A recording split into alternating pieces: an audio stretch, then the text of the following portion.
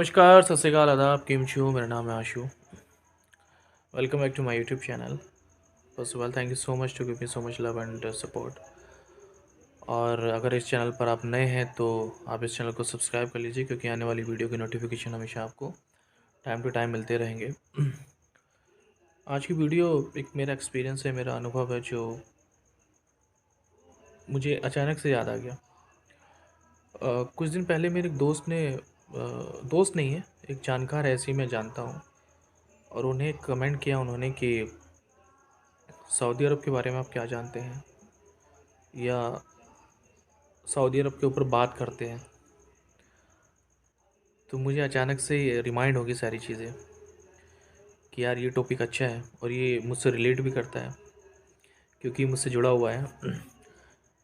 कुछ लोगों को जो नहीं जानते, या बहुत सारे लोग मेरे दोस्त हैं जो जानते हैं कि 2016 में मैं सऊदी अरब गया था। पहली बात तो मैं बता देना चाहता हूँ। तो जब 2016 में मैं सऊदी अरब गया था, वहाँ की पिक्चर में कुछ याद करने की कोशिश करता हूँ कि क्या सऊदी अरब था, कैसा सऊदी अरब था उस समय पर। क्या था, 2016 से 2022 आ गए हैं और काफ़ी एक टाइम बीत चुका है उस पीरियड को।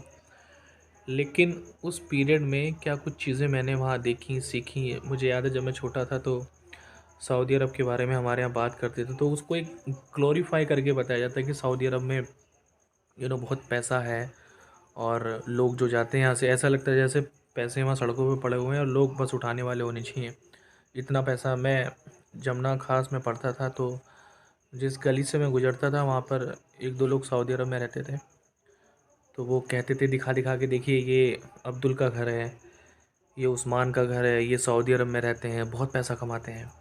क्योंकि जो जो एक मुस्लिम मेजोरिटी है, शायद कह सकते हैं, क्योंकि सऊदी अरब एक मुस्लिम कंट्री है, तो मुस्लिम मेजोरिटी ज़्यादा जाती है। हमारे मुस्लिम भाई बहन ज़्यादा जाते हैं सऊदी अरब में काम करने के लिए, कंपेयर टू हिंदू।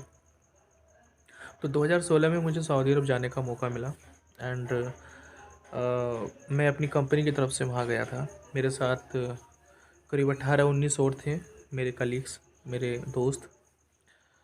तो जब सऊदी अरब जाने की प्रिपरेशन चल रही थी, क्यों गया था ये और बता देता हूँ। क्योंकि वहाँ हज की फ़्लाइटों का ऑपरेशन करने के लिए हम गए थे, क्योंकि हज फ़्लाइटें इंडिया से ऑपरेट होती थी, एयर इंडिया की उस समय, और उसका ऑपरेशन का कॉन्ट्रैक्ट हमें मिला था। सऊदी अरब में एक सऊदी ग्राउंड सर्विस करके एक हैंडलिंग एजेंसी है, एसजीएस करके, उन्होंने कॉन्ट्रैक्ट दिया था हमारी कंपनी को। तो हमारी कंपनी और कुछ बेंगलोर के स्टाफ था, वो जद्दा गए थे उस काम को करने के लिए। मुझे आज भी याद है जब मैं पहली बार सऊदी अरब गया था, when I told to my family that I am going to Saudi Arab for some work around 2 months, and my mother is so concern for me. And जिस दिन मैं जा रहा था वो बहुत रोई। हर माँ ऐसी होती है, हर माँ इमोशनल होती है अपने बच्चों को लेकर के। तो गए ऐसे कि पहले दिन मैं दिल्ली एयरपोर्ट डोमेस्टिक वनडी से लखनऊ के लिए गया। मैं अपने दोस्तों से मिला, और सऊदी जाते हुए मेरे मेरे ख़ास दोस्त है मुकेश, मुकेश कुमार राय। तो वो भी मेरे साथ था, भरत था मेरे साथ, मुकेश था। ये यादें मैं इसलिए सबके साथ शेयर करना चाह रहा हूँ, क्योंकि जो मेरा अनुभव है, जो मेरा एक्सपीरियंस है, वो वहाँ का किस तरह से रहा, इस वीडियो के माध्यम से वो एनालाइज कर पाएंगे आप कि किस तरह का एक्सपीरियंस रहा होगा मेरा। तो हम पहले दिल्ली से लखनऊ गए, लखनऊ से हमारी फ़्लाइट थी सऊदी अरेबिया के लिए, उन्हीं की एयरलाइन थी। टिकट हमारा कंपनी ने हमें दिया था। और जब हम सऊदी जा रहे थे तो लोगों के मन में बड़े सवाल थे कि कितने पैसे मिलेंगे, क्या सैलरी मिलेगी। और सैलरी या पैसे में मैं कभी डिस्कस करता नहीं हूँ ज़्यादा किसी से, और ना ही यहाँ करूँगा, बट ठीक थे जितने थे, जो भी मिलना था। जैसे हम सऊदी पहुँचते हैं, एक अलग ही एक हवा है वहाँ की, जब हम भारत में होते हैं और इंटरनेशनल ट्रैवल करते हैं, तो आप देखेंगे दिल्ली एयरपोर्ट पे जब ट्रैवल करोगे तो इमिग्रेशन में जब रश होता है ना, जब भीड़ इकट्ठा हो जाती है, तो लोग शाउटिंग करने लगते हैं, हूटिंग करने लगते हैं, क्या कर रहे हो, काम करना नहीं आता इमिग्रेशन वालों को। लेकिन कंपेयर टू सऊदी अरब, अगर आप सऊदी अरब में लैंड करोगे तो वहाँ देखोगे कि आप चूँ नहीं कर सकते हो। जैसे आप सऊदी में लैंड हुए, आप एक ऐसी जगह पे आ जाते हो जहाँ जो डर से भरी हुई है, वहाँ वो डर का माहौल है। और ये हमारे साथ भी हुआ। जब हम लैंड हुए तो खाली इमिग्रेशन पड़ा हुआ था, हमारे दोस्त हम एक दूसरे से कह रहे यार तू इमिग्रेशन ऑफिसर को बोल दे, तू इमिग्रेशन ऑफिसर को बोल दे, लेकिन हमारी किसी की हिम्मत नहीं हुई कि हम किसी साउदियन इमिग्रेशन ऑफिसर को बोल दें कि हमारा इमिग्रेशन कर दो। वो अपना फ़ोन पे लगे हुए हैं, इधर बात कर रहे हैं, लंबे चौड़े 6-6 फीट के, और वो उनका यूनिफॉर्म उन्होंने पहना हुआ। एंड किसी तरह हमें हमारा इमिग्रेशन हुआ। हम बैगेज एरिया में पहुँचे, बेल्ट जहाँ थी। हम बेल्ट से बैगेज ले रहे थे तभी एक वहाँ पर हबीबी आ गया। वहाँ हबीबी बोलते थे प्यार से, ए हबीबी। तो उन्होंने आए और सबके पासपोर्ट कलेक्ट कर लिए। एंड वी वर शॉक्ड, हमें आइडिया नहीं था कि हमारे पासपोर्ट ले लिए जाएंगे। ईच एंड एवरी वन जो भी वहाँ गया था साथ में सबके पासपोर्ट ले लिए और अपने पास रख लिए। हम वैसे ही डर गए थे, मैंने यार ये पासपोर्ट रख लिया, पता नहीं हमें लोगों को कैद ना कर लें यहाँ पे। बहरहाल किसी तरीके से हम सऊदी, वहाँ से हमें ले जा कर के एक ऐसी जगह पे हम वहाँ से चले और हमें एक ऐसी जगह पे ले जाया गया। रात हो रही थी, रात में हम वहाँ पहुँचे जहाँ जो कि एक शहर से बहुत दूर। जैसे हमारे गांव देहात में टेंट लगाते थे ना, तो उन्होंने एक टेंट लगा रखा था। जैसे अभी ये टीन देख रहे हो मेरे पीछे बैकग्राउंड में, ये टीन पड़ी हुई है। तो हमें ऐसी जगह पे ले जाया गया जहाँ टीन पड़ी हुई थी, टीन शेड थे। और हमने जब हालत वहाँ देखी तो हमारे तो हालत ख़राब होगी। मैंने यार ये कहाँ गए हैं, ये तो हमने नहीं सोचा था कि ऐसा कुछ होगा। तो वो एक बुरा अनुभव रहा मेरा शुरू में। मेरे जो साथ में दोस्त हैं वो भी चिंतित हो गए। तो हम 3-4 एक टीन शेड का जो रूम है उसमें उन्होंने 3-4 लोगों को एडजस्ट कर दिया। ऊपर नीचे वहाँ वहाँ पलंग होते थे 1 2 3 इस तरीके से। तो जैसे हॉस्टल में मिलते हैं ऐसे पलंग होते थे। तो हम वहाँ पर शिफ्ट हो गए। उसके बाद क्या हुआ कि खाने की बात आई। तो खाने के लिए बहुत लंबी लाइन लगती थी, बहुत लंबी, करीब आप मान लें 50 लोग खड़े हैं सुबह को खाना लेने के लिए। और खाने में क्या मिलता था, दाल रोटी, और वो बाज़ार से जो रोटियां मिलती थी वो मिलती थी, और दाल मिलती थी, सब्ज़ी मिलती थी, और कुछ मिलता नहीं था। 3-4 दिन हो गए करीब हम लोगों के ऐसे ही उसी टीन, और 50 डिग्री 52 डिग्री का टेम्परेचर, और उसमें एसी लगा रखी। लेकिन कितना आप अंदर रहोगे उसके अंदर बंद, काम हम कर नहीं रहे थे 3-4 दिनों के लिए। दैन 3-4 दिन हमारे काटने मुश्किल हो गए। हमने वहाँ पर एक बेंगलोर से हमारे सर आए थे, मुझे उनका नाम याद नहीं है, पर उन्होंने बहुत एफर्ट किया हमारे लिए। करीब 4-5 दिन रहने के बाद हम जो थे वहाँ ट्रांसफ़र हुए एक होटल में। वो होटल बहुत अच्छा था। उस होटल में जब हम ट्रांसफ़र हुए तो हमारी खुशी का ठिकाना नहीं कि यार कम से कम बिल्डिंग में तो आए। तो बिल्डिंग में गए, वहाँ वहाँ की रौनक ही कुछ और थी। कैंटीन अच्छी, खाना अच्छा, और साफ़ सुथरे कमरे। रहने के लिए इंतज़ाम वही था वहाँ पर कि आप ऐसे ही पलंग पर रहोगे जो एक 1 बाय 1 इस तरीके से उसमें बने हुए थे खाने से। तो हम वहाँ रहने लगे करीब 15 से 20 दिन। तो हमारे ऐसे 90 दिन का हमारा वीज़ा लगा हुआ था उस पर कि हमें 90 दिन काम करना है। और 15 से 20 दिन हमारा पासपोर्ट जो उन्होंने रख लिया था, हमारा पास नहीं बना था, एपी एयरपोर्ट एंट्री पास नहीं बना था।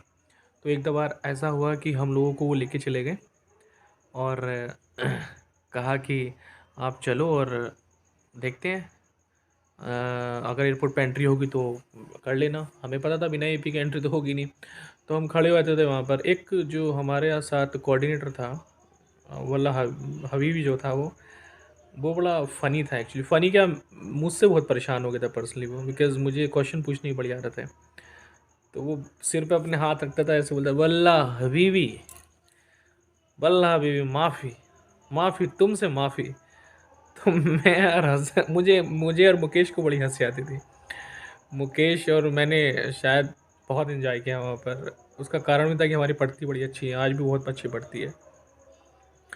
तो 20 दिन बाद करीब हमारा जाके पास बना और 12-12 घंटे की हमारी शिफ्ट हो गई। मॉर्निंग की शिफ्ट होगी 7 से 7, और रात को हो गई 7 से सुबह 7, इस तरह से शिफ्ट थी। और मॉर्निंग में 50-55 डिग्री सेंटीग्रेड पे काम करना, वो भी रैंप पे, वो भी टीआरसी की तरह। मुझे लगता है इससे बड़ा डिफ़िकल्ट टास्क तो हो नहीं सकता था वहाँ पर, इसलिए मैंने नाइट ड्यूटी चुनी। फर्स्ट डे मेरे साथ क्या हुआ, बड़ा एक फ़नी इंसिडेंट बताता हूँ आपको मैं। फर्स्ट डे फर्स्ट फ्लाइट थी मेरी, और मैं चला गया रैंप पे। पता नहीं कौन सी बे पे जाके खड़ा हो गया, वहाँ जहाज़ आना था कोई, जहाज़ ही नहीं आया। कोई पूछने वाला नहीं है, 4 घंटे जहाज़ ही नहीं आया। मैं बैठा रहा, बैठा रहा, बैठा रहा, बैठा वहीं। थोड़ी सी जगह थी वहाँ पे कॉर्नर पे, क्योंकि मैं पता था रनवे तो बैठ नहीं सकते रनवे पे। तो पट्टी से थोड़ा सा दूर कहीं जगह थी, वहाँ बैठने के बैठा रहा, 4 घंटे में बैठा रहा, कोई जहाज़ नहीं आया। ऐसे ही चलते रहा चलता रहा चलता रहा। शुरू के दिन हम पे आरटी भी नहीं होती थी जो, तो कांटेक्ट करे तो करे कैसे किसी से। मैं उधर बैठा हूँ, कोई कहीं बैठा टीआरसी, कोई कहीं बैठा, बट बहरहाल इस तरीके से हमारी ज़िंदगी वहाँ चलती रही। और एक अनुभव जो मैंने वहाँ महसूस किया, ये तो मेरे काम का हिस्सा था। जब भी हम कभी बाहर जाते थे वहाँ घूमने के लिए, तो पूरे झुंड में इकट्ठे होके जाते थे, क्योंकि डर का जो माहौल है ना वहाँ पर, वो बहुत गहरा है। उससे समझने के लिए आपको वहाँ रहना पड़ेगा। लोगों ने बहुत डरा दिया था पहले से कि सऊदी में ऐसा होता है, सऊदी में वैसा होता है, और सऊदी अरब में जाओगे तो कुछ भी गलत करोगे। मैंने 2016 से वहाँ फ्रीडम महसूस कर ली थी। मैं एक मॉल में गया था दोस्तों के साथ अपने, तो हमने देखा था कि एक लड़की वहाँ पे खुले बालों में सिगरेट पी रही थी, स्मोक कर रही थी। And I was literally shock that this is the real picture of Saudi Arabia, because people told to us that the you know the rule and regulation are very strict there. तो वो एक picture मेरे जहन में बैठ गई। उसके बाद मैंने कुछ मॉल्स में वहाँ लड़कियों को काम करते हुए देखा, तो मुझे लगा कि यार सऊदी अरब वो सऊदी अरब नहीं है जिसको मैं जानता था। ये सऊदी अरब कुछ और है जो चेंज हो रहा है, समय के साथ चेंज हो रहा है। और उसके बाद 2016 के बाद उसमें बहुत सारे चेंजेस आए हैं। एक लड़का मुझे नई बस्ती नौगामा सादात का वहाँ मिला था, और उसने मुझसे, वो रोता हुआ लिटरली मुझे याद है मेरे पास आया था, और एयरपोर्ट पे काम करता था। मैंने उसको खाना खिलाया था उसने नाइट ड्यूटी करते हुए, और उसने जब मेरी भाषा, जो नॉर्मली मैं हिंदी में ये भी बात कर रहा हूँ आपसे, तो उसने उसको देख कर के पहचान लिया था कि भाई साहब आप तो हमारी तरफ के हो। तो वो लिटरली रोया, मैंने उसको खाना खिलाया। दैन उसने मुझे कहा कि सर मैं यहाँ फंस गया हूँ, और जो ठेकेदार था मुझे लेके आ गया है और मुझे निकलने नहीं दे रहा है यहाँ से। ऐसी चीज़ें बहुत होती हैं गल्फ़ कंट्रीज़ में। एक चीज़ मैं आपसे ज़रूर कहना चाहूँगा, जितने भी हमारे आसपास के लोग जाते हैं, बिजनौर, अमरोहा, मुरादाबाद, और जो भी मज़दूरी या कुछ करने के लिए जाते हैं ना, वहाँ अच्छा जैसा कुछ नहीं है। अगर आप पढ़े लिखे इंसान हो तो सऊदी में जाना मेरे हिसाब से सही नहीं रहेगा। हाँ, किसी आप एयरलाइन वगैरह के लिए जा रहे हो तो अच्छा काम है, आप अच्छा कर सकते हो। लेकिन अगर ठेकेदार के चक्कर में आकर के अगर जा रहे हो तो शायद आपकी ज़िंदगी बर्बाद हो जाएगी, और ज़िंदगी के लाले भी पड़ जाएंगे, ऐसा भी हो सकता है। तो सोच समझ के कदम उठाइए, सऊदी के लिए स्पेशली। ज़िंदगी कोई इतनी अच्छी नहीं है वहाँ पर जितनी अच्छी आप सोच करके जाते हो।